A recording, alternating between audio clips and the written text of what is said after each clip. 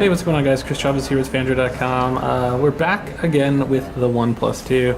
Now, we already kind of showed you or went over some of the hardware specs of the phone, which we are, to say, very, very pleased by, or pleased with. But now I want to kind of show you guys Oxygen OS. So the phone runs Android 5.1.1 Lollipop, but it's, I guess, OnePlus's own version of that was something they call Oxygen 2.0. Now, there's a bunch of crazy new features. Their launcher, for one, is kind of neat. It's got this little, if I swipe over here, they call it their shelf, the OnePlus shelf.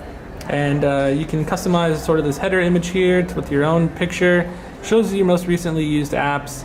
You can put your frequent contacts in there, and if you want, you could even add more widgets. So if I click this here, you can see here, if I want a, I don't know, messaging widget, it'll just kind of be there at the bottom. So kind of reminds us of Blink Feed, only it's not news. It's just a lot more intuitive and useful. I actually really like this a lot.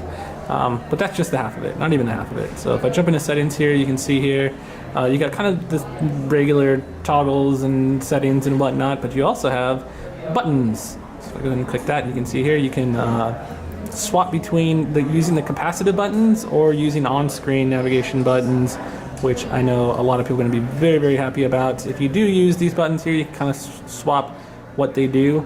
Normally this is just like the normal recent button, and the other one's back. You can swap it if you want it more like the Galaxy version. That's what I call it anyway. The backlight, you can have them turn on for the keys or not.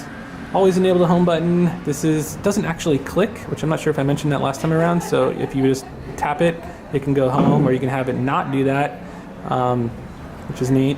Go back to the buttons. And you can have a double tap action if you'd like. So there's a lot of stuff. Long press action, which opens up Google search right now. Again, lots of different features and stuff. So that's just buttons. Gestures are some of the gestures that you can do. Double tap to wake. So if the phone's powered off or sleeping, double tap wakes it right up. Swipe up. Draw an O to open the camera. Did that work? Did it work? Try it again. Oh, maybe O's the other way. No, did it. There you go. Pretty amazing stuff here. So yeah, then you can do toggle V for flashlight and music controls and all that stuff, which is pretty awesome.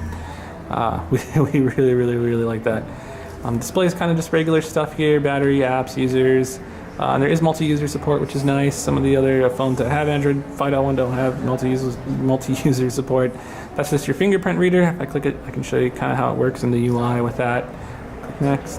Just press your finger on there, and it kind of just starts with the percentage, and eventually you'll have one finger registered, and you can kind of do it different ways. So OnePlus says this is actually faster than on the iPhone at recognizing your fingerprints, which we haven't been able to test yet, but so we're just going to take them at their word for it. But pretty neat. The UI also looks very material and lollipop-ish. Customization is actually really neat because you can go into a dark mode, which I know a lot of people are going to be really excited about. That's kind of amazing. You can even change the accent color as well. So if you want something green, kind of reminds me of the old Sense days, or you can just go back to the default, which is this material kind of green. And LED notifications, you can kind of change those up as well and customize those. Pretty darn neat. So many options, so many wonderful options. So let's go down here, and there's app permissions. I know a lot of people are going to go nuts for this. So this is an Android M feature, but they've actually implemented it in Oxygen 2.0. So they kind of give you a warning there because you can break some apps if you kind of kill off some of the permissions that they use. Amazon Shopping, for one, has a bunch of permissions they ask for, but you can see here they tell you if it's ever used it, read your SMS, MMS, all that stuff. Most of the time they need these to kind of just do certain functions, so I probably wouldn't mess around with these too much until Android M because they are on demand, so when you open the app but yeah, I digress. Still, neat for the power users, I guess.